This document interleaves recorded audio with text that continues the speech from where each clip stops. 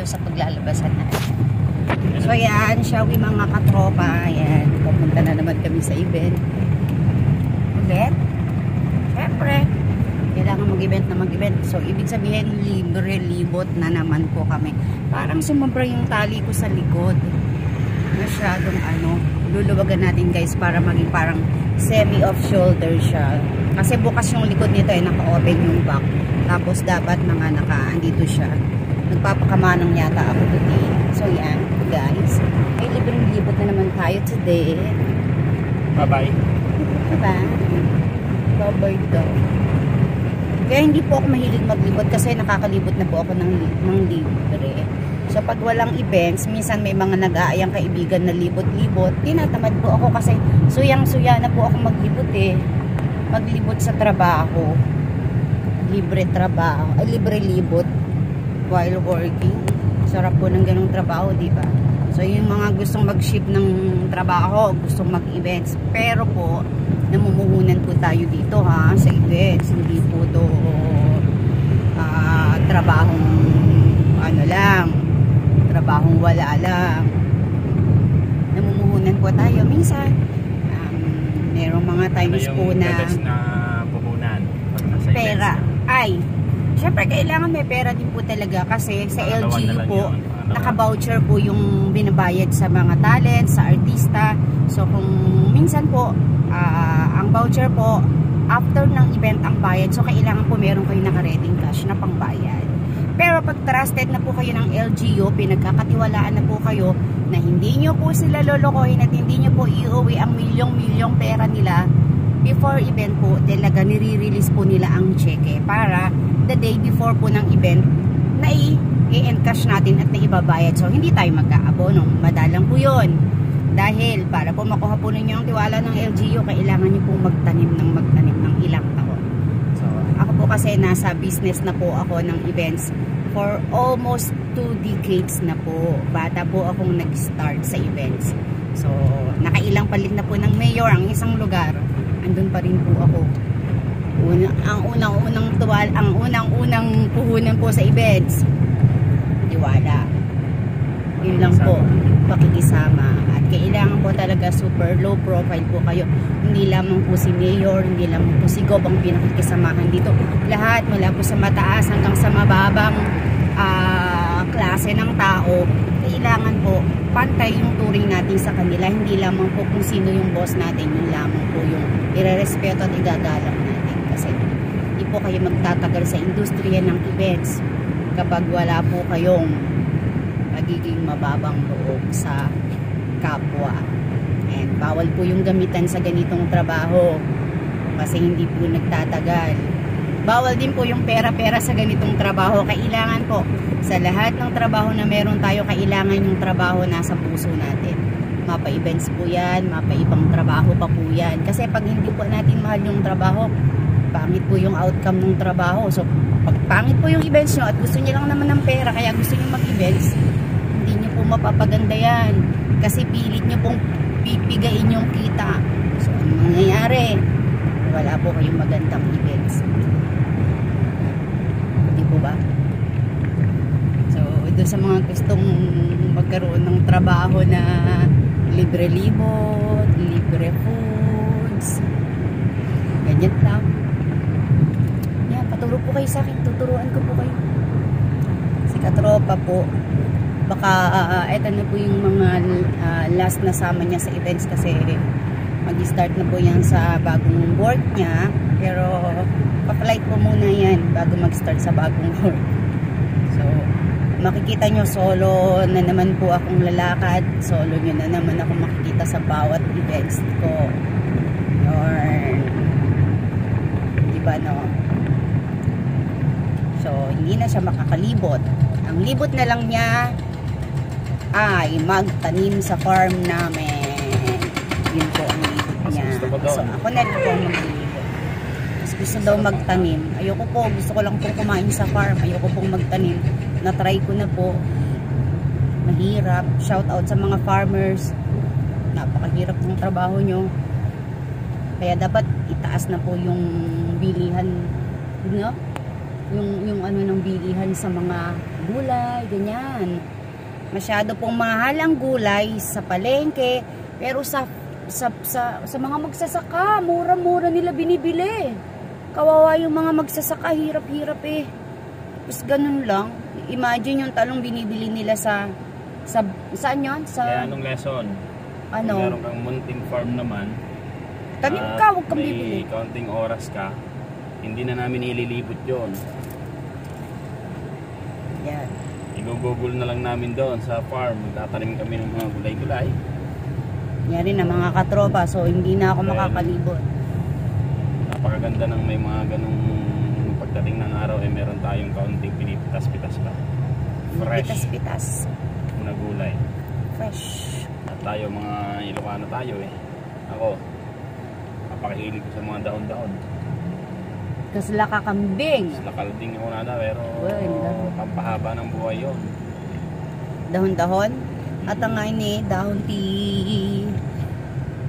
Shoutout nga pala kagabi nandun kami. Karuba Media, ni Kuya Ed. Kay General.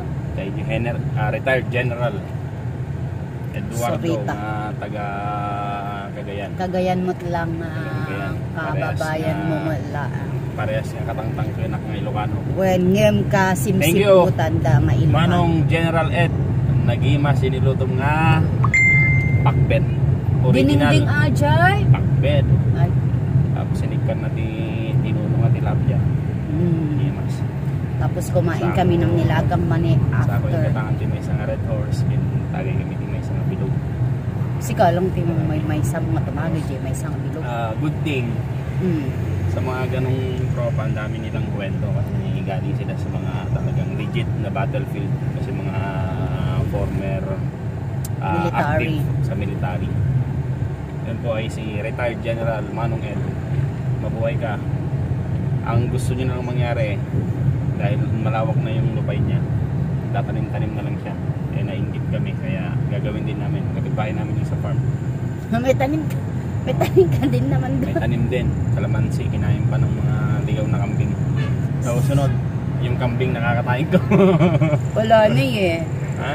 Yung kambing na lang natin Wala yung na, kakain doon sa mga tanim natin.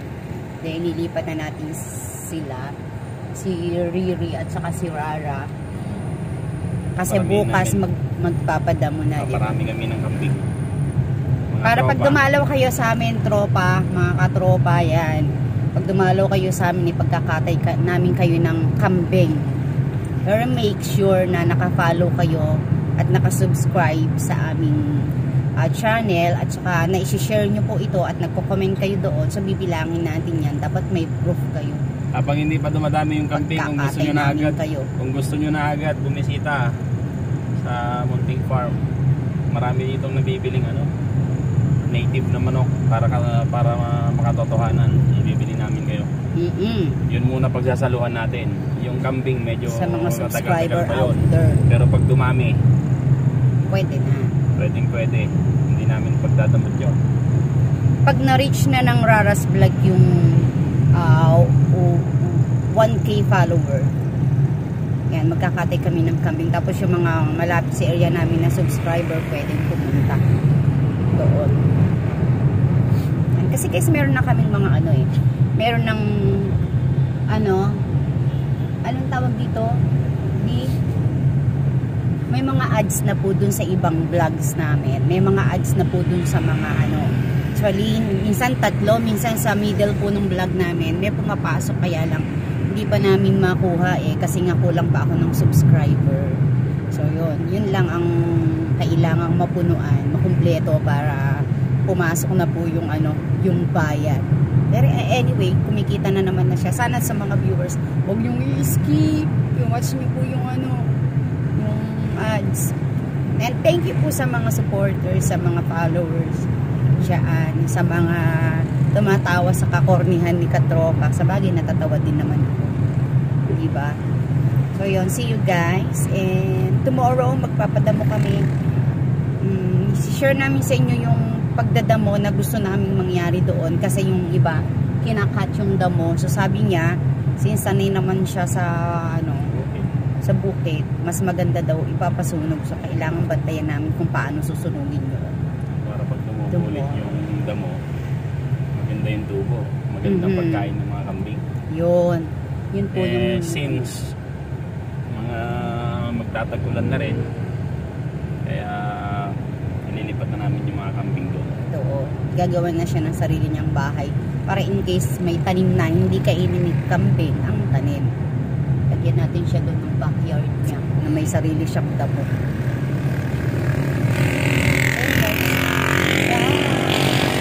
Mga kakuko, yung mag-alala, okay lang po na minsan ganyan yung kuko. Ganyan sa events eh. Ang kuko magandang maganda pero dumarating sa time na masisira yung magandang kuko.